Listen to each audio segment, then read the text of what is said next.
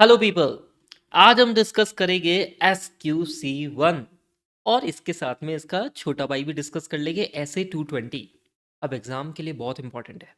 अब एक इम्पॉर्टेंट क्यों है ये चीज़ समझो। देखो पहली चीज़ तो क्या, ये कौन से चैप्टर है आपका ICA स्टडी मटेरियल का? Chapter number 11। ठीक है, चैप्टर नंबर 11 में ये दो स्टैंडर्ड्स है। अब देखने की बात यह है कि ये इतने इंपॉर्टेंट स्टैंडर्ड्स है, पर आईसीआई ने इंडिपेंडेंस और एथिक्स जो इसी चैप्टर का पार्ट है स्टडी मटेरियल में, उस पे फोकस करा है लास्ट दो अटेम्प्ट पे। SQC1 ऐसे 220 पे क्वेश्चंस आए नहीं है ना के बराबर। तो मान के चलो भाई, इस पे अब फोकस वापस आएगा इस पे, क्योंकि ये एक बहुत खतरनाक स्टैंडर्ड्स है। देखिए ये बच्चों को बड़ा परेशान करते हैं, समझ ही नहीं आते। अब वो समझ में क्यों नहीं आते, उसके पीछे मैं रीजन बताता हूँ। सबसे बड़ा, तुम्हें समझ में सपोज करो आ भी गए तो तुम लिख नहीं पाओगे। अधिकतर बच्चों को तो ऊपर से ही चल जाता है, ठीक है, क्योंकि थोड़ा सा थियोरटिकल है। और समझ में आ भी जाए तो लिख नहीं पाते, इसलिए स्कोर करना डिफिकल्ट है। ठीक है, तो भाई इस स्टैंडर्ड में भर भर के कंटेंट अपन को लिख के नोट्स बनाने पड़ेंगे, हैंड रिटन नोट्स बनाने पड़ेंगे, उसके बिना काम नहीं चलेगा। ठीक है, अभी तुम देखोगे ना तो ये SQC1 का नाम ही इतना बड़ा है कि नाम देख के ही थोड़ा सा सर चकरा जाता है। अरे भाई सर क्या नाम है, ये नाम कैसे याद होगा, बड़ा इजी नाम है। ठीक है, तो देखो पहले अपन इसका लॉजिक समझेंगे। 4-5 मिनट अपन देंगे to understand the logic. SQC1 है किस बेस पे, इसका नाम क्या है, नाम से रिलेटेड MCQ कैसे पूछा जा सकता है। उसके बाद में हम धीरे धीरे करके स्टैंडर्ड को आगे बढ़ेंगे। ठीक है, बात करते हैं SQC1 की। सो SQC1, अभी सीन क्या है मैं आपको एक सिनेरियोस बताता हूँ। लेट्स से आपकी टीम है, आपकी टीम को HDFC बैंक की ऑडिट अलॉट हुई है। आपके ऑडिट फर्म को HDFC बैंक की ऑडिट अलॉट हुई है। ठीक है, आपकी टीम को लेट्स से रिलायंस की भी ऑडिट अलॉट हुई है।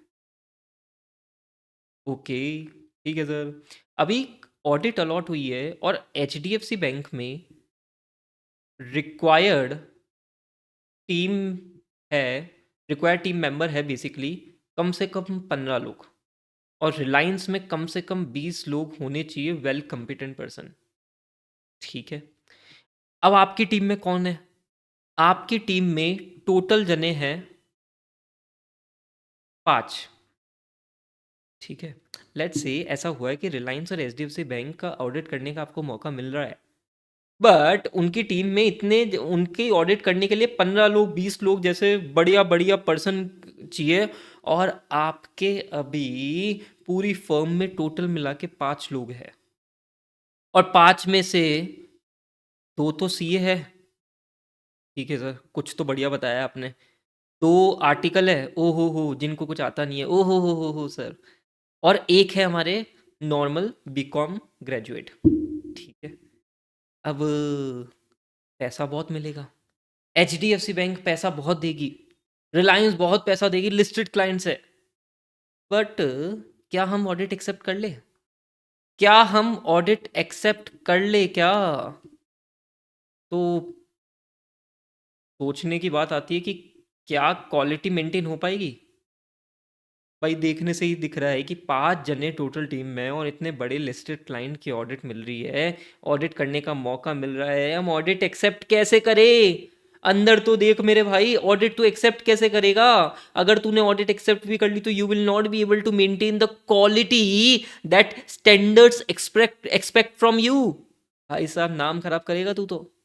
इसी फोकस पे पूरा का पूरा SQC1 बना है कि यार तुम जब ऑडिट एक्सेप्ट कर रहे हो या जब तुम ऑडिट कर रहे हो तो तुम्हें क्या क्या चीजों का ध्यान में रखना है। इसी एंगल से पूरा का पूरा SQC1 आपको गाइडेंस करेगा। ठीक है, जैसे फॉर एग्जांपल एक और मैं तुम्हें एक सिनेरियो बताता हूँ। लेट्स से एक क्लाइंट है, बोलता है कि आप हमारे फर्म की ऑडिट कर दो, आपको 50 लाख रुपए की फीस है। अब तुम्हारे मन में फीस देखते ही ओ हो सर, फीस है सर, बढ़िया है सर, बढ़िया फीस मिल रही है, लाइफ सेट हो जाएगी। पर थोड़ी ही देर में तुम्हें पता पड़ा कि वो क्लाइंट है ना, मनी लॉन्ड्रिंग का बिजनेस करता था। ओह, इधर का उधर, उधर का इधर। मुझे बताओ, मनी लॉन्ड्रिंग का बिजनेस करता था, तुम्हें फीस मिलेगी, ठीक है, तुम ऑडिट कर लोगे, बट तुम्हें ऑडिट एक्सेप्ट करने से पहले ये SQC1 बोलेगा, अरे सोच बालक सोच, ऑडिट एक्सेप्ट करनी है नहीं करनी है। भाई मनी लॉन्ड्रिंग का बिजनेस करता था, एक और क्लाइंट मिला, वो तो है ना, गुस्सा होता था ना तो उड़ा ही देता था, ठक ठक ठक, सीधे उड़ा देता था। ऐसे क्लाइंट्स की ऑडिट करनी है क्या? ये क्वेश्चन है। ये SQC1 सभी चीज़ों का आंसर करेगा। ठीक है, थोड़ा सा भूमिका बन रही है, थोड़ा सा दिमाग चल रहा है तुम्हारा, SQC1 कहाँ पे लेके जा रहा है तुम्हें। ठीक है सर। अच्छा, अब मैंने तुम्हें ऑडिट ऑडिट के एग्जांपल्स दिए, तो एक सबसे इंपॉर्टेंट MCQ, क्या SQC1 केवल ऑडिट पे एप्लीकेबल है? SQC1 अप्लाइज टू, ये बहुत इंपॉर्टेंट है, SQC1 apply to audit,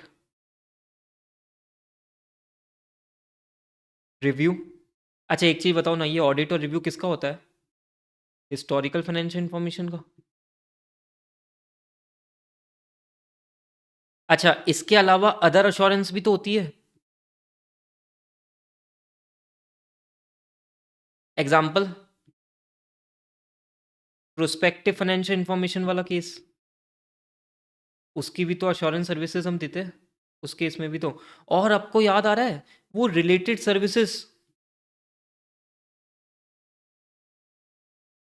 concept booster class में हमने डिस्कस करा था, रिलेटेड सर्विसेज, जहाँ पे SRS 4400 4410, ठीक है, इन तीनों केस में थोड़ा सा याद करवाओ तो अश्योरेंस दी जाती है। ठीक है, ये तो कौन सी होती है भाई, अश्योरेंस दी जाती है। ये रिलेटेड सर्विसेज के केस में तो क्या बोलते हैं हम, नॉन अश्योरेंस। SQC1 सब पे अप्लाई होता है, चाहे तुम ऑडिट कर रहे हो चाहे तुम रिव्यू कर रहे हो, या other than historical financial information की तुम अश्योरेंस दे रहे हो, for example prospective financial information वाला केस, या तुम रिलेटेड सर्विसेज का कोई असाइनमेंट कर रहे हो, SQC1 applies to all engagements. ये पहले तो कॉन्सेप्ट समझना जरूरी है। SQC1 सब पे लगेगा, क्वालिटी कंट्रोल का स्टैंडर्ड सब पे लगेगा, ये फोकस ही क्वालिटी पे करेगा। ठीक है, तो सब पे ये स्टैंडर्ड लगे, सब पे ये SQC1 लगेगा, पहली चीज तो ये। ठीक है सर, अभी इसका नाम पढ़े क्या? इसका नाम पढ़ते देखो, SQC1 quality control for firms, quality control for firms that perform that perform audit, review, audit और रिव्यू किसका होता है, हिस्टोरिकल फाइनेंशियल इंफॉर्मेशन का, and other assurance and related service engagement. बस नाम कुछ ऐसा टफ नहीं है, पर इस नाम में बहुत बड़ा मतलब है, क्योंकि MCQ पूछ लेगी तुमसे।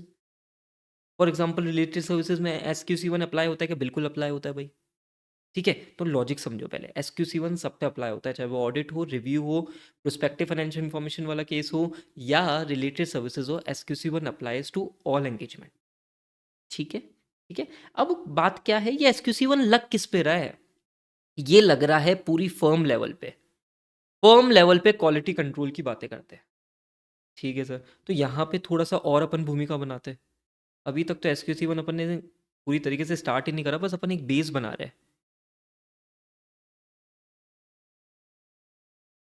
टीम ऑफ ऑडिट फर्म, ये कैसी होती है? तो देखो, थोड़ा सा मैं आपको एक बेस बताता हूँ। आपका एंगेजमेंट पार्टनर होते हैं,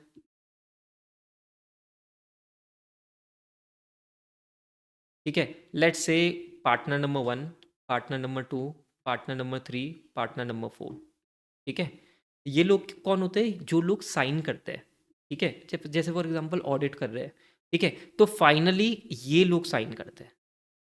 ठीक है सर, उसके बाद में लेट्स से मैं अभी इसकी बात करता हूँ, इसके अंडर में लेट्स से 3 सीनियर मैनेजर है, senior manager 1, senior manager 2, senior manager 3। उनके नीचे है असिस्टेंट मैनेजर, एएम्स बोलते हैं इनको। फिर आते हैं आपके प्यारे छोटे मोटे नन्हे मुन्ने बच्चे, article 1, article 2, article 3, let's say तुम्हारे बिना काम नहीं हो सकता भाई, आर्टिकल 4, 5, 6, लेट्स से, और लेट्स से बाकी के आर्टिकल, आर्टिकल 7, 8 एग्जाम्पल के। ठीक है, इस तरीके से बेसिक सीए फर्म की हायरार्की होती है। ठीक है, यहाँ पे और एंगेजमेंट पार्टनर हो गए, उनके नीचे ऐसे ऐसे लोग होंगे, जितनी बड़ी फर्म्स होगी उतने बड़े उतने ज़्यादा लोग होंगे। ठीक है, बिग फोर में अगर हायरार्की की बात करें तो भाई इसमें भी हायरार्कीज बहुत ज़्यादा हो जाती है बिग फोर में। तो यहाँ पे तो मैंने तुम्हें सिंपल सोबर सीए फर्म के बारे में बात करी है। ठीक है, ये जो हमारा एंगेजमेंट पार्टनर है, ये क्या करता है, ये साइन करता है। फाइनल रिस्पॉन्सिबिलिटी इसी की होती है, साइनिंग की। ठीक है सर, बहुत बढ़िया। अभी SQC1 किस पे अप्लाई हो रहा है? SQC1 इस ऑडिट फर्म पे अप्लाई हो रहा है। SQC1 पूरी की पूरी फर्म लेवल पे अप्लाई हो रहा है। ठीक है, वो ऐसी फर्म जो परफॉर्म करती है, बताओ क्या क्या? ऑडिट भी करती है, रिव्यू भी करती है, other than audit and review, that is वो प्रोस्पेक्टिव फाइनेंशियल इंफॉर्मेशन वाला केस एंड रिलेटेड सर्विसेज भी करती है। SQC1 applies to firm that performs all these services. This is your base, ये तुम्हारा बेस है SQC1 का। ठीक है, क्लैरिटी है, बढ़िया। अभी यहाँ पे आओ, यहाँ पे हमको क्या करना है इस SQC1 में? हमको क्वालिटी कंट्रोल से रिलेटेड कुछ एलिमेंट्स पढ़ने हैं, elements of system of quality control. जिसको मैं टिक कर रहा हूँ ना, वो आपके लिए बहुत इंपॉर्टेंट है। ये 4 आपके लिए बहुत इंपॉर्टेंट है, 2 थोड़े से कम इंपॉर्टेंट है। ठीक है, स्पेसिफिकली हमारे लिए ये 3 फोकस का रहेगा, क्योंकि फोर्थ वाले का तो थोड़ा हम इधर उधर कहीं और भी पढ़ेंगे। सो पहले ये 3 एलिमेंट के हम अच्छे अच्छे नोट्स बनाएंगे, नोट्स को पढ़ते पढ़ते ही कवर करेंगे, नोट्स को लिखेंगे और साथ में कवर हो जाएगा। ठीक है, स्टार्ट करते हैं। So let's start.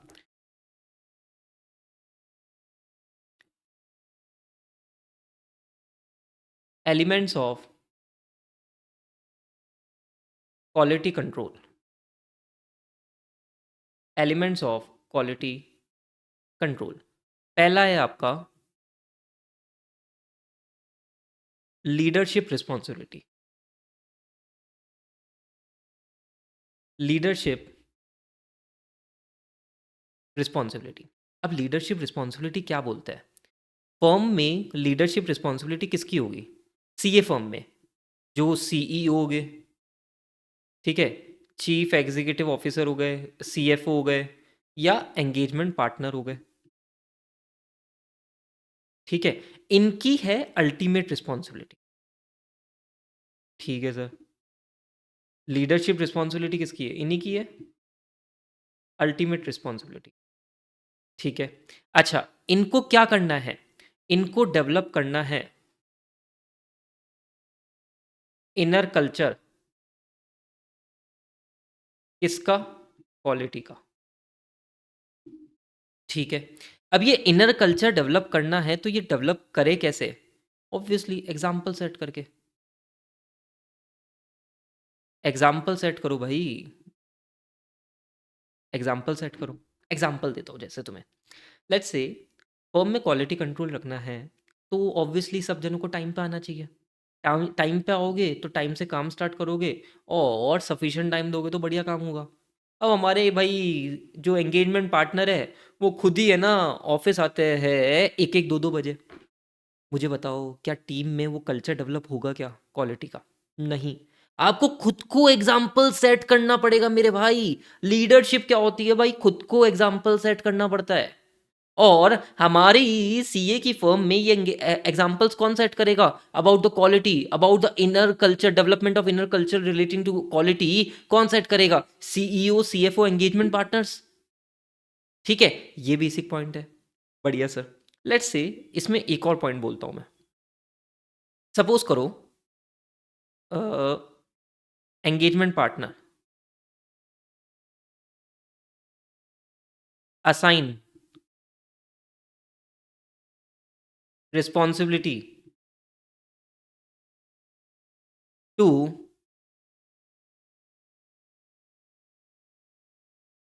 Assistant manager.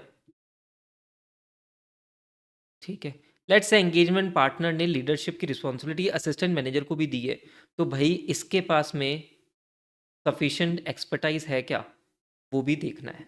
SQC1 बोलता है कि इसके पास में सफिशिएंट एक्सपर्टाइज है क्या, वो आपको देखना है।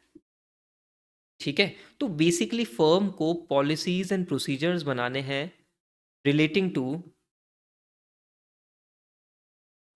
Leadership responsibility. CEO CFO engagement partner के पास में अल्टीमेट रिस्पॉन्सिबिलिटी होगी। They need to set an examples so that inner culture relating to audit relating to quality develop हुए। ठीक है, ये बेसिक बात है। आओ, सो SQC1 क्या बोलता है? SQC1 बोलता है firm need to establish policies and procedures designed to promote an internal culture based on the recognition that quality is essential in performing engagement। आपको रिकॉग्नाइज करना पड़ेगा कि बिना क्वालिटी के काम नहीं कर सकते। जैसे मैंने आपको एक एग्जांपल दिया था, रिलायंस में 20 लोगों की ज़रूरत है और आपके पास में मुश्किल से 2-3 लोग हैं, तो क्या आप क्वालिटी ऑफ वर्क कर पाओगे? नहीं कर पाओगे।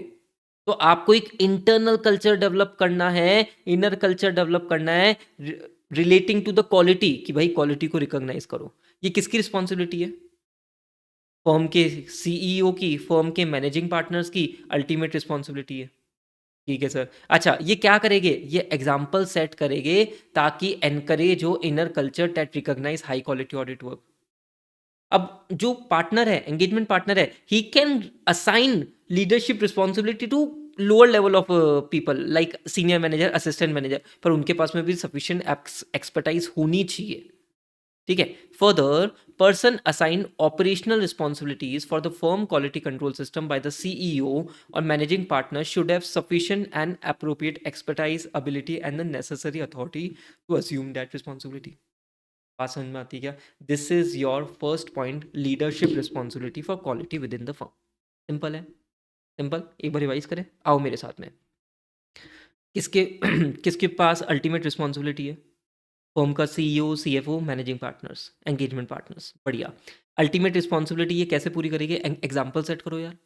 ठीक है, ये अल्टीमेट रिस्पॉन्सिबिलिटी है क्या? कि फर्म के सारे पीपल रिकॉग्नाइज करे क्वालिटी का एसेंस। ठीक है, सो आपको inner culture, internal culture develop करना है। ठीक है, that is your leadership responsibility. Topic is close. बढ़िया, आ जाओ सेकेंड टॉपिक।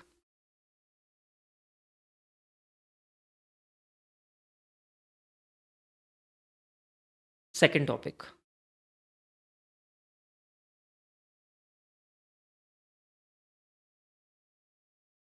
कंप्लाइंग विथ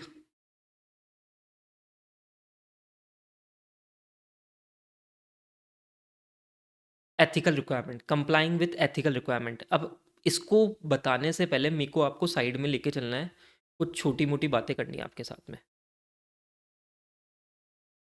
देखो, what you need to do, मैंने ना मैराथन 1 ले रखा है यूट्यूब पे। मैराथन 1 में है ना, मैंने बहुत अच्छे से इंडिपेंडेंस,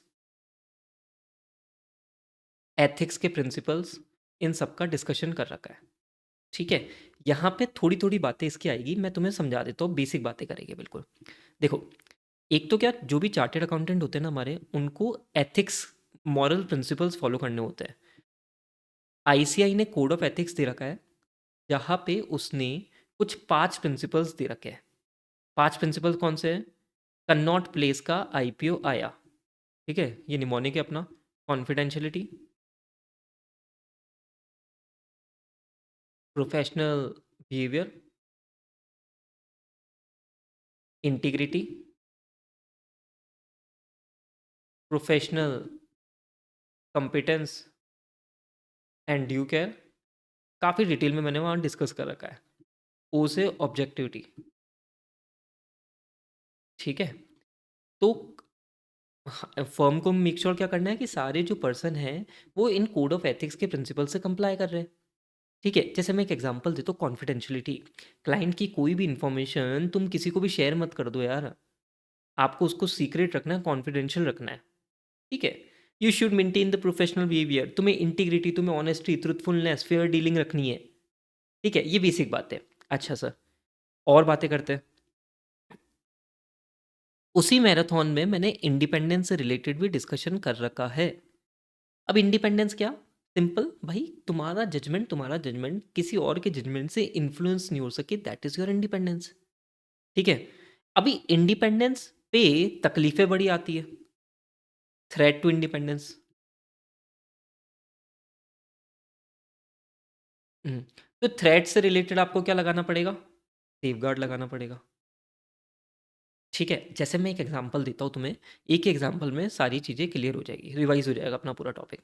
लेट्स से एक्स है, एक्स के कोई अंकल है जिनके पास में जिनके पास में रिलायंस के शेयर्स थे। अब ये अंकल तो चले गए ऊपर। क्या बात कर रहे हो सर, ऊपर भेज दिया? मैंने कहा हाँ भाई ऊपर गए। बट इन अंकल ने एक्स को क्या कर दिया? नॉमिनी बना दिया। ओ, रिलायंस के शेयर सारे एक्स के पास में आ गए। ठीक है। अब मौके की बात ये थी कि ये एक्स जो था ना, वो ऑडिटर भी था रिलायंस का। अब as a auditor you can not hold shares of Reliance. भाई थोड़ा सा बायसनेस आ जाएगी, इंडिपेंडेंस ही हर्ट होगी। हाँ, you are not allowed to hold shares of Reliance company because तुम ऑडिटर हो उसके। ठीक है सर। अभी ये अंकल चले गए, अंकल ने ध्यान नहीं दिया, हमें नॉमिनी बना के चले गए, और कम से कम बहुत बड़े अमाउंट के बना के चले गए। ठीक है। तो क्या तुम्हें ऐसा फील हो रहा है कि this has create threat to independence? थोड़ी तकलीफ आई है इंडिपेंडेंसी पे। Yes, so obviously what you need to apply the safeguard. तुम्हें हाथों हाथ ये शेयर्स बेचने हैं, हाथों हाथ ये शेयर्स बेचने हैं, और डॉक्यूमेंटेशन करना है कि तुमने कैसे थ्रेट टू इंडिपेंडेंस पे बचाव किया, डिफेंस किया, सेफगार्ड लगाया। समझे? Independence, threat to independence, safeguard का मैंने एक बेसिक एग्जांपल से तुम्हें रिकैप करवा दिया। क्लैरिटी है? ठीक है सर। अभी what this topic is complying with ethical requirement, ये पूरा का पूरा टॉपिक इसी से रिलेटेड बातें करेगा। क्या बातें करेगा? बहुत इजी इजी बातें करेगा। देखो, firm should comply with ethical requirement. ये एथिकल रिक्वायरमेंट कहाँ पे दे रखी है? Code of ethics. ठीक है। अब वो ethical requirement, code of ethics के तुम 5 प्रिंसिपल्स बता सकते हो क्या? उनके नाम बिल्कुल बता सकते हैं। 5 प्रिंसिपल्स। ठीक है, ये थोड़ा सा ठीक हो गया। ठीक है, 5 प्रिंसिपल्स के नाम बता दो। फिर इंडिपेंडेंस की बातें करो। इंडिपेंडेंस को एक काम करो, डिफाइन कर दो। मैं तुम्हें नोट्स बनवा रहा हूँ कि कैसे तुम आंसर प्रेजेंट करोगे। ठीक है। अब मेन क्या है, ये जितने भी एथिकल रिक्वायरमेंट है, कौन कंप्लाई करना चाहिए? कौन कंप्लाई करना चाहिए? Firm and it's personal. जितने भी पर्सन है सब कंप्लाई करें। ठीक है। अभी इंडिपेंडेंस को डिफाइन कर दो। अब इंपॉर्टेंट क्या है? Communicate ethical requirement and independence to all person। आपकी टीम कंप्लाई करे, as a chartered accountant firm आपकी टीम कंप्लाई करे, आपको ये कंप्लाई बोलना है कि भाई इसकी इंपॉर्टेंस है। इसके लिए क्या करो? क्लाइंट इंफॉर्मेशन कम्युनिकेट करो। क्लाइंट इंफॉर्मेशन कम्युनिकेट करो। ठीक है। अभी उसके बेसिस पे देखो, क्या कोई थ्रेट टू इंडिपेंडेंस आ रहा है? थ्रेट टू इंडिपेंडेंस आ रहा है क्या? और अगर आ रहा है तो what you will be applying? You will be applying safeguards. ठीक है, बात समझ में आती है क्या? हाँ सर। अच्छा, साथ के साथ में क्या करो? At least once in a year obtain confirmation from all personal all persons about complying with ethical requirement including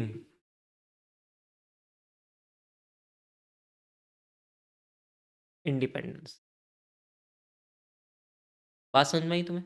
बात समझ में आई? सारा का सारा पॉइंट्स वहीं आए सारे। देखो क्या है, simple, complying with ethical requirement, firm उसके जितने भी पर्सन है should comply with ethical requirement as given in the code of ethics issued by the ICI. अब 5 प्रिंसिपल्स के नाम बता दो। 5 प्रिंसिपल्स के नाम क्या है? कैन नॉट प्लेस का आईपीओ आया, कॉन्फिडेंशियलिटी।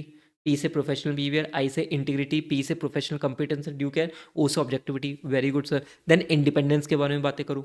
अच्छा, इंडिपेंडेंस से रिलेटेड कम्युनिकेट करो क्लाइंट की information to all the person. Sir ऐसा क्यों? ताकि तभी तो लोगों को अक्ल आएगी कि भाई ऐसे ऐसे क्लाइंट्स है अपने, इनके शेयर्स अपन को नहीं खरीदने। ठीक है। And at least once in a year क्या करो? Obtain confirmation from all the person about complying with ethical requirement including independence. बात समझ में आती क्या? This is all about second point, ये तुम्हारा पूरा एक्सप्लेनेशन जाएगा, एथिकल रिक्वायरमेंट। ठीक है, रीड कर ले इसको भी जल्दी से। देखो, firm should establish policies and procedures designed to provide it with reasonable assurance that the firm and its personnel comply with the relevant ethical requirement contained in the code of ethics issued by the ICI। फिर ये fundamental principles के 5 नाम बता दो। ठीक है sir. फिर observation, observation of independence is in all engagement is the basic requirement. बढ़िया। अच्छा, firm must ensure independence in all engagement by establishing policies and procedure to reasonably assure compliance with the code. इसके लिए क्या करो? Independence maintenance के लिए क्या करो? You should communicate independence requirement to personal, identify evaluate and address threat to independence by applying safeguard. वही बातें आ रही है सारी। सेफ गार्ड कैसे अप्लाई करते हो? Eliminate threat of withdrawing from the engagement if possible, if necessary. इसके लिए what you can do, you should promptly share relevant client information, personal must report any circumstances और रिलेशनशिप थ्रेटनिंग इंडिपेंडेंस। जैसे तुमने बताया कि भाई देखो हमारे ये कंपनीज है जिनकी हम ऑडिट करेंगे, ठीक है, इस ईयर में, तो भाई सारे पर्सन को पता पड़ जाएगा कि भाई ये है, तो इससे रिलेटेड मेरे को थ्रेट कैसे आ सकती है, सेफ गार्ड कैसे लगाना है, सबको आइडिया हो जाएगा। ठीक है। breaches should be immediately notified for action annually। All personnel required to maintain an independence must provide written confirmation of compliance with the firm policy। जैसे मैं एक एग्जांपल देता हूँ। लेट्स से एग्जांपल क्या, मैं जैसे प्रैक्टिसिंग चार्टर्ड अकाउंटेंट हूँ, तो हमें एक लिस्टेड क्लाइंट की ऑडिट अलॉट हुई। ऑडिट अलॉट होने से पहले हुई, ऑडिट अलॉट हो रही थी, वो प्रोसेस चल रहा था। मेरे पास में सर का कॉल आया, जो हमारे मैनेजिंग पार्टनर है, जो मेन पूरे लीड करते हैं, उनका कॉल आया, सक्षम यार वो तुम शेयर्स में डीलिंग करते हो ना? मैंने कहा हाँ सर कर लेते थोड़ी बहुत तो। अरे यार वो ये क्लाइंट अपना है, इसके शेयर्स तो होल्ड नहीं कर रखे ना? नहीं मैंने तो नहीं कर रखे, नहीं कर रखे। अरे किसी रिलेटिव, किसी क्लोज फैमिली मेम्बर ने भी तो नहीं कर रखे ना? मैंने कहा नहीं कर रखे। बोलो करना मत यार, वो इंडिपेंडेंसी का ध्यान रखना है, थ्रेट टू इंडिपेंडेंस नहीं आना चाहिए। मैंने कहा ठीक है सर, कोई दिक्कत नहीं है, कोई इशू नहीं है। ठीक है। This is your main point. ये आपका सेकंड पॉइंट कंप्लीट हो गया एथिकल रिक्वायरमेंट का। बात समझ में आती क्या? क्लैरिटी है क्या? This is your ethical requirement point. आगे बढ़े। डन। अब आ जाओ third, acceptance and continuance of client relationship. Very very very important. Third point के नोट्स अपन यहाँ बना देते हैं।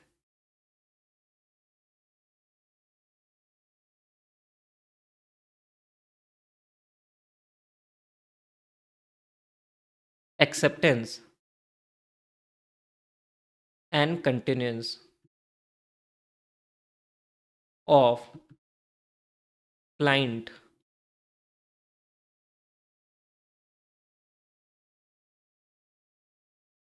रिलेशनशिप्स। तुम टॉपिक को समझना, ये टॉपिक बहुत इंपॉर्टेंट है। खासकर आईसीआई स्टडी मटेरियल को खोलोगे तो टेस्ट और नॉलेज तुम्हें 9 और 10 मिलेगा इसका, बहुत अच्छा है ये। देखो पहले थोड़े से अपन अपने स्टाइल के नोट्स बनाएंगे।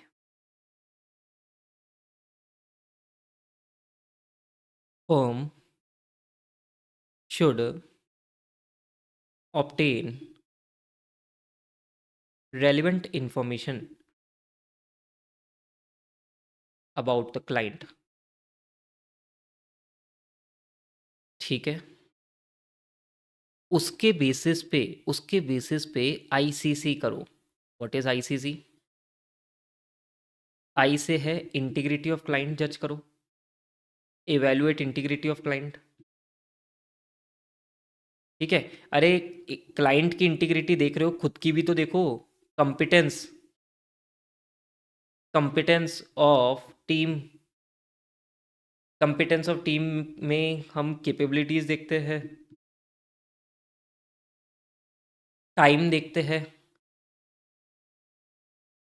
रिसोर्सेज देखते हैं। ठीक है, दिमाग याद आ रहा होगा वो रिलायंस एचडीएफसी बैंक वाला एग्जांपल, इंटीग्रिटी से रिलेटेड याद आ रहा होगा तुम्हें, मनी लॉन्ड्रिंग वाला एग्जांपल, बहुत बढ़िया। एंड सी से एक और होता है कंप्लाइंग विथ एथिकल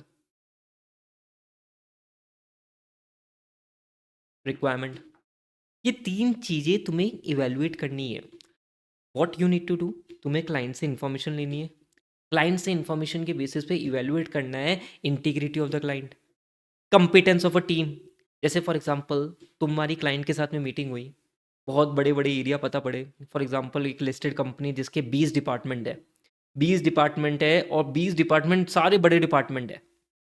ठीक है, उसके बेसिस पे तुम इवेलुएट कर रहे हो, यार मेरी टीम में इतनी कंपिटेंस है क्या कि मैं इसकी ऑडिट ले सकूं। समझ रहे हो, इस तरीके से तुम्हें इवॉल्व करना पड़ता है। ठीक है, तुमने क्लाइंट की इंफॉर्मेशन, ऑप्टिक क्लाइंट से इंफॉर्मेशन ऑब्टेन करी और उससे तुम्हें फील आ रहा है कि भाई साहब ये तो है ना कुछ फंडिंग लेता है और टेररिज्म एक्टिविटी में उस फंड को रोटेट करता है। क्या तुम ऐसे क्लाइंट की SQC1 बोलेगा, क्या तुम ऐसे क्लाइंट की ऑडिट कर पाओगे, रिव्यू कर पाओगे? नहीं, ना बाबा ना। ठीक है, ना बाबा ना। ये बातें ध्यान में रख के चलनी है। So what you need to do, you should obtain information about the client and you should evaluate three things, ICC integrity of the client, competence of your, अपने अंदर झाको भाई, कैपेबिलिटी, रिसोर्सेज या टाइम तुम्हारे पास में है कितना, and complying with the ethical requirement.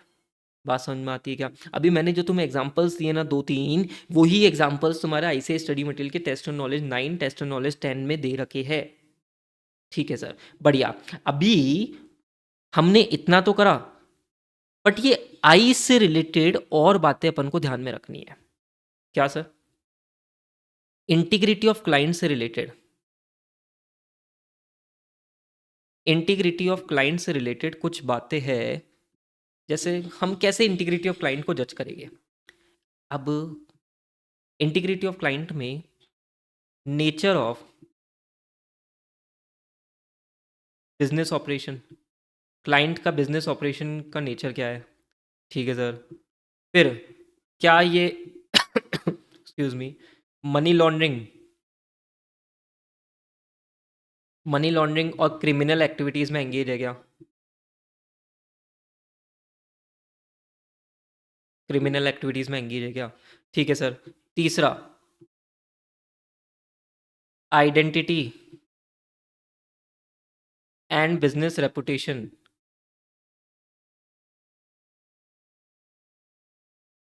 Of owners. ठीक है, रिलेटेड पर्सन्स। ठीक है सर। और क्या देखेंगे? फोर्थ पॉइंट, अरे भाई हमें क्यों अपॉइंट करा? Reason for non appointment. Writing बढ़िया हो गई ना, पता नहीं पहले राइटिंग अच्छी आ क्यों नहीं रही थी। Reason for non appointment of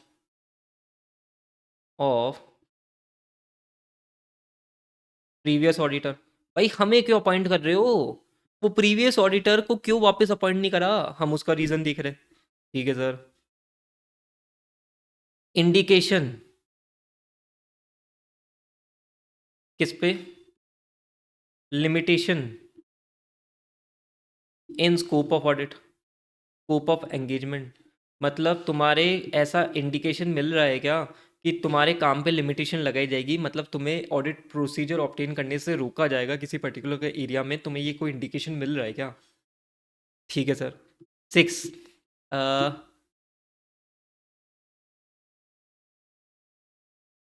aggressive interpretation of FRF, example accounting standard. ठीक है, aggressive interpretation of accounting standard client कर रहा है क्या, मतलब देखने का मतलब क्या, जैसे रेवेन्यू है, रेवेन्यू का अकाउंटिंग स्टैंडर्ड ने कुछ बातें बोल रखी है, उसको बहुत अग्रेसिवली वो बायसनेस की तरफ इशारा कर रहा है क्या, कि यार वो रेवेन्यू को छेड़खानी करता है एएस के इंटरप्रिटेशन से। ठीक है, क्योंकि वहां पे फिर थोड़ा सा दिक्कत क्या होगी, मिसस्टेटमेंट भर भर के मिलेंगे, तो आप पहले से देखते हो ये चीज़ें। ठीक है सर। और client focus on maintaining, maintaining spelling गलत हो गई, on maintaining lower fees as much as possible। ठीक है भाई। भाई ये 5 नंबर का क्वेश्चन, 4 नंबर का क्वेश्चन बनता है इससे, इंटीग्रिटी ऑफ क्लाइंट से रिलेटेड। क्या आप देखोगे, first nature of business operation, उसी से रिलेटेड एक पॉइंट बता दूं, मनी लॉन्ड्रिंग या क्रिमिनल एक्टिविटीज़ में एंगेज है क्या। Then money laundering criminal activities में एंगेज है तो भाई बिजनेस रेपुटेशन से रिलेटेड एक पॉइंट बन गया मेरा, identity and business reputation of owners related person. ठीक है, फिर भाई मेरे को क्यों अपॉइंट कर रहा है, पिछले ऑडिटर को क्यों वापस अपॉइंट नहीं हुआ, reason for non appointment of previous auditor, there is an indication that client will be or management will be limiting the scope of engagement। ठीक है, देन देर इज इंडिकेशन की aggressive interpretation of accounting standard करा जाता है, management biasness दिख रही है वो। And client is focusing on maintaining lower fees, मतलब लोअर फीस मतलब उसको क्वालिटी से मतलब ही नहीं है। ठीक है, इस बेसिस पे आप इंटीग्रिटी को इवेल्युएट करते हो, ऐसे कुछ फैक्टर्स देखते हो, और भी फैक्टर्स हो सकते हैं, ये कुछ एग्जांपल्स से आगे। बात समझ में आती है क्या, क्लैरिटी है। सो इस टॉपिक से रिलेटेड तुम्हारे 2 टॉपिक हो गए। अभी मैं तुम्हें इतना क्यों फोकस करवा रहा हूँ इन पे, क्योंकि आने वाले अटेम्प्ट में इनमें से क्वेश्चन आएगा आपको, और आप जब तक ये मैटर नहीं लिखोगे नंबर नहीं मिलेंगे, क्योंकि प्रॉब्लम ही स्टैंडर्ड में क्या होती है, SQC 1 में, सब SQC 1 या ऐसे 220 बच्चे को लिखना ही नहीं आता। ठीक है, डन। आओ अब प्रॉपर तरीके से मेरे साथ में पढ़ना। A firm, before accepting an engagement, should acquire vital information from about the client। अब ये वाइटल इंफॉर्मेशन से तुम क्या करोगे सर, हम आईसीसी करेंगे, we will evaluate the integrity of the client. इसके लिए कुछ एक नोट भी दे रखा है, ये रहा वो note. Competence including capabilities, time and resources to perform engagement, compliance with ethical requirement. ठीक है सर। अब इंटीग्रिटी से रिलेटेड क्या नोट है, इंटीग्रिटी से रिलेटेड क्या नोट्स है भाई, nature of the client business with regard to the integrity of the client matters that the firm considered include nature of the client operation including its business practices, indication that the client might be involved in money laundering or other criminal activities, identity and business reputation of the client, principal owner, key management related parties and those charged with governance।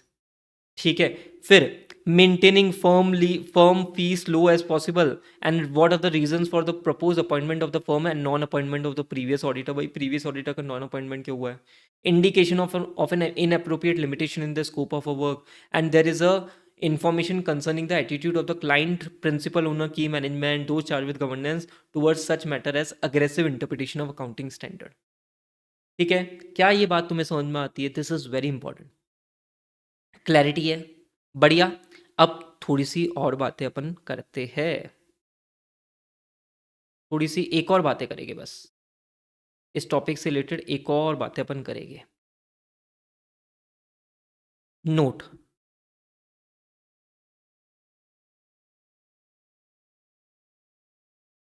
Suppose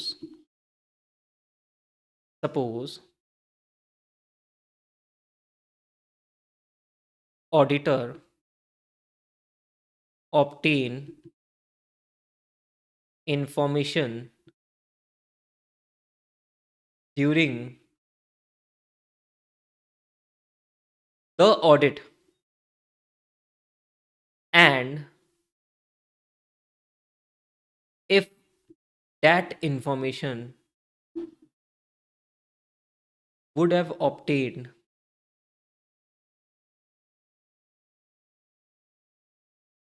before audit,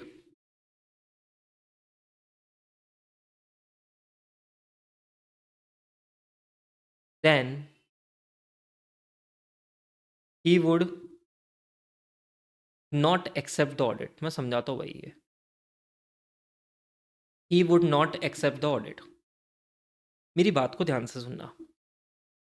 तुम काम कर रहे हो, तुम्हें कोई ऐसी information मिली, अगर पहले मिल जाती ना तो तुम ऑडिट ही एक्सेप्ट नहीं करते हैं। हाँ, let's say client money laundering activity में इन्वॉल्व है, तुम्हें ड्यूरिंग द ऑडिट पता पड़ा है। अगर ये पहले पता पड़ जाता तो would you have accept the audit? No sir. But अभी पता पड़ गया तो अभी क्या करना है सर? ऑडिट स्टार्ट कर दी है, कर दे क्या? अरे मैंने कहा भाई कैसे करेगा? अगर तुझे पहले पता पड़ जाती तो तू एक्सेप्ट नहीं करता, तो अभी पता पड़ गई है, छोड़ना मेरे भाई, छोड़ना।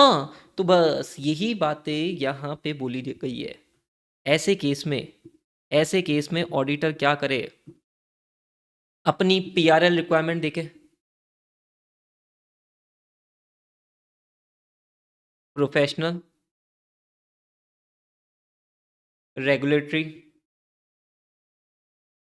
लीगल रिक्वायरमेंट देखे, ठीक है। साथ के साथ में ये भी देखे कि किसी को रिपोर्ट करना है क्या matter, report to any person, and finally withdrawal का सोचो। विड्रॉल किससे?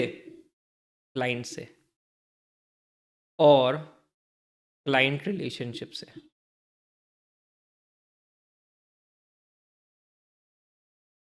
ठीक है भाई, ये बात ध्यान में रख के चलना। यही बात दे रखी है, बहुत छोटा सा पॉइंट है बट अच्छा 3 नंबर का क्वेश्चन बन सकता है। Where the firm obtains information that would have caused it to decline an engagement, if that information had been obtained earlier, the firm policies should consider professional and legal responsibility and the requirement for the firm to report to any person, ठीक है, and possibility of withdrawing from the engagement or from both the engagement and the client relationship. This completes your 3 parts। आपके SQC1 के तीनों सबसे important part complete हो गए हैं। What is my suggestion? Video को पॉज करो, ठीक है, आगे मत बढ़ो, वीडियो को पॉज करो, और पॉज करने के बाद में तीनों एक बार खुद से पढ़ो, दिमाग लगाओ क्या सारी चीज़ें दिमाग में घुस, मतलब तुम्हारा ब्रेन क्या इसको कर लिया है क्या भाई इसने, या खाली है? दिमाग लगाओ, ठीक है। ये 3 पॉइंट एक बार क्लोज करो, उसके बाद में आगे के करेंगे। आगे के बड़े सिंपल है, बस ये 3 पॉइंट ही मेजर है, ठीक है। एक बार ये क्लोज करो अपने एंड पे। अब एंगेजमेंट परफॉर्मेंस पे जाते हैं। देखो, एंगेजमेंट परफॉर्मेंस थोड़ा सा बड़ा है, बट इसके जो कुछ पार्ट्स है वो हम ऐसे 220 में डिस्कस करेंगे और ऐसे 230 में डिस्कस करेंगे, ठीक है। इसमें से एक छोटा सा पार्ट अपन डिस्कस करेंगे। बाकी ह्यूमन रिसोर्सेज एंड मॉनिटरिंग तो स्टार्ट होते ही खत्म हो जाएगा, कोई पता ही नहीं पड़ेगा, ठीक है। तो ये हो गया भाई, SQC1 का काम हो गया मेजर, ठीक है। So fourth element is engagement performance. अब एंगेजमेंट परफॉर्मेंस क्या बोलता है, पहले इसको मैं मार्क कर देता हूँ। ये छोटा सा पार्ट एक बार आरटीपी में पूछा हुआ है, आरटीपी एमटीपी में, ठीक है। देन ये जो एंगेजमेंट क्वालिटी कंट्रोल रिव्यूअर है, इसी टॉपिक में एक सब टॉपिक है engagement quality control reviewer. We will be discussing this in ऐसे 220, ठीक है। देन डॉक्यूमेंटेशन चैप्टर 6 नोट्स, ये हमारा ऐसे 230 में डिस्कस होगा, ठीक है। अगर मुद्दे की बात बोलूँ तो एंगेजमेंट परफॉर्मेंस में जो बेसिक बात मैं आपको बताऊँ वो ध्यान में रखना है आपको। बाकी EQCR और एंगेजमेंट क्वालिटी कंट्रोल रिव्यूअर और ऐसे 230 के कुछ पॉइंट्स आपको लिखने हैं, ठीक है। बट वो हम आगे जाके अलग अलग स्टैंडर्ड्स में पढ़ेंगे, ठीक है। तो पहले तो बस इतनी सी बेसिक बातें कर लेते हैं। देखो, एंगेजमेंट परफॉर्मेंस अब सिंपल है यार। Consistency in quality of engagement performance is achieve through briefing of engagement team. अब जैसे फर्म है, आपको एंगेजमेंट टीम को गाइडेंस तो देनी पड़ेगी ना। किससे रिलेटेड गाइडेंस, किससे रिलेटेड? पहली बात, ऑब्जेक्टिव क्या है, ठीक है। Then processes for complying with engagement standard, process of engagement supervision and training, methods of reviewing performance of work, appropriate documentation of work perform. इसका सिंपल सा मतलब है, that should be a proper guidance relating to क्या तुम्हारा objective है। Engagement तुम कर रहे हो तो क्या तुम्हारा ऑब्जेक्टिव है भाई, क्या काम तुम्हें करना है, क्या प्रोसीजर्स तुम्हें परफॉर्म करने हैं, कौन किसका रिव्यू करेगा, कौन किसका सुपरविजन करेगा, कैसे रिव्यू करेगा, कैसे सुपरविजन करेगा। अच्छा, जो भी वर्क तुमने परफॉर्म करे उसका डॉक्यूमेंटेशन करना है, रिकॉर्ड रख के रखना है, क्योंकि भाई काम करा है उसका प्रूफ तो होना चाहिए ना। ये इसी से रिलेटेड बात कर रहा है। ठीक है सर। अब इसके अलावा कंसल्टेशन कंसल्टेशन ऑन डिफिकल्ट और contentious engagement matter involve discussion with expert with in और आउटसाइड द फर्म। एक एग्जांपल देता हूँ। लेट्स से मेरी फर्म को बैंक ऑडिट अलॉट हुई।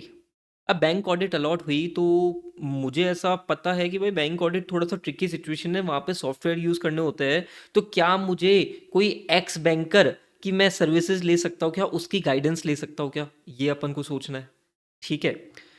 Firm lacking internal resources may seek advice from other firms or professionals and regulatory bodies. Let's say suppose करो मेरे पास में कोई लिस्टेड क्लाइंट का ऑडिट करने का काम आया। अब मैंने कभी करा ही नहीं था लिस्टेड क्लाइंट का काम। ठीक है, तो मैंने क्या किसी दूसरे सीए फर्म से एडवाइस ली, दूसरी सीए फर्म से कंसल्टेशन ले ली कि भाई इसको कैसे क्या काम करना है, कैसे क्या वर्किंग पेपर्स होते हैं, क्या कंप्लायंसेस ज़्यादा देखने की ज़रूरत है लिस्टेड क्लाइंट में, वो मैंने पूछ लिया।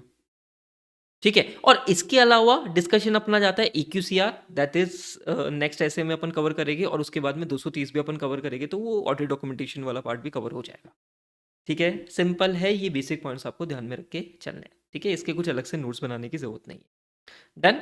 अच्छा, देन ह्यूमन रिसोर्सेज। अब ह्यूमन रिसोर्सेज क्या है, सिंपल यार। पहले मैं तुम्हें मार्क करता हूँ थोड़े से।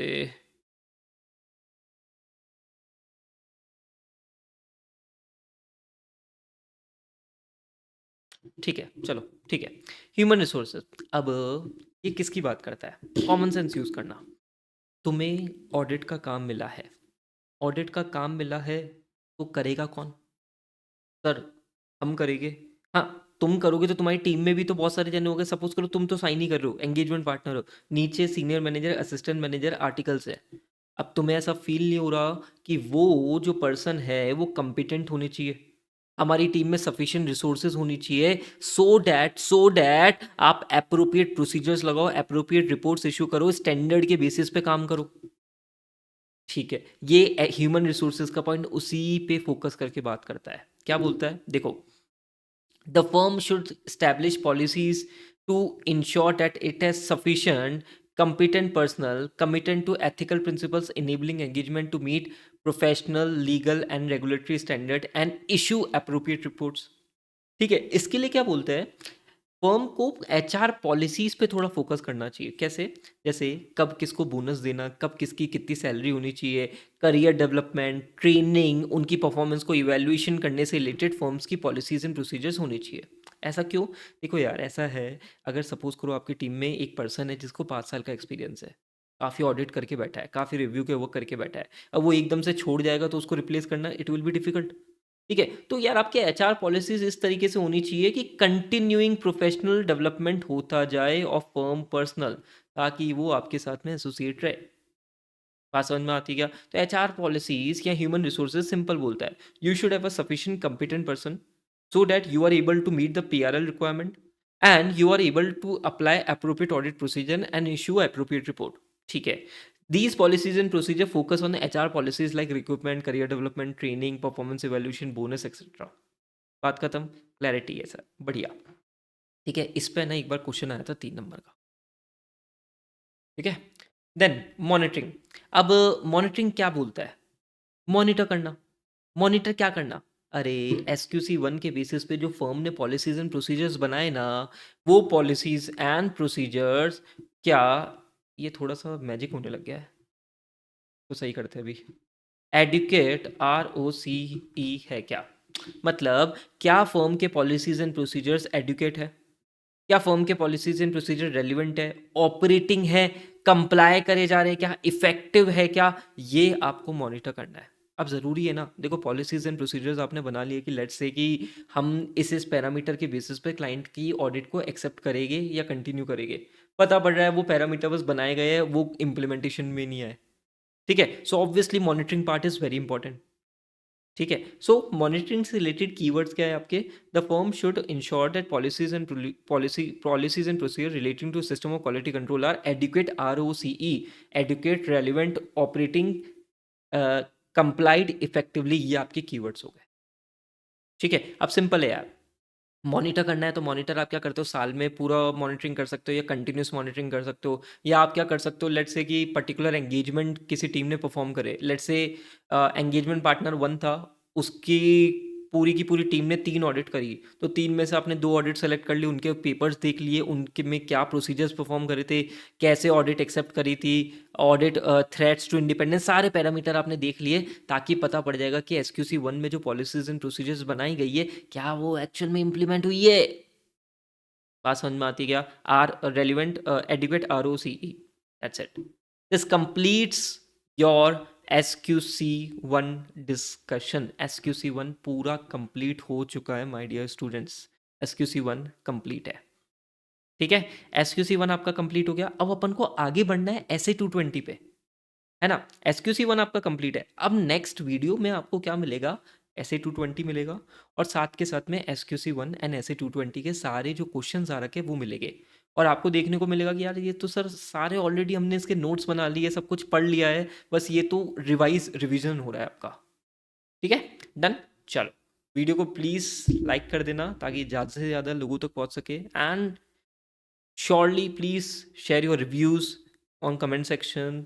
इट मोटिवेट्स, अगर अच्छे अच्छे देखने को मिलता है कि आपको हाँ चीज़ अच्छी लग रही है तो अप्रिसिएशन मिलता है, या आपको कहीं कुछ दिक्कत आ रही है तो आप बताओ। ठीक है, इसके लिए अपन क्या करेंगे, व्हाट्सएप ग्रुप भी बना देंगे भाई। ठीक है, कोई दिक्कत नहीं है, डाउट सॉल्विंग के लिए व्हाट्सएप में ग्रुप बना दूंगा, 2-3 ग्रुप बना देंगे, जितने लोग ज़्यादा जुड़ना चाहेंगे, एंड वहाँ पे आपके थोड़े हफ्ते में 2 हफ्ते में एक डाउट सॉल्विंग क्लासेस भी ले लेंगे, उसका भी कोई दिक्कत नहीं है, तो वो भी मैं प्लान कर रहा हूँ। अगर आप इंटरेस्टेड हो तो बिल्कुल बताना कमेंट सेक्शन में। ठीक है, चलो, थैंक यू।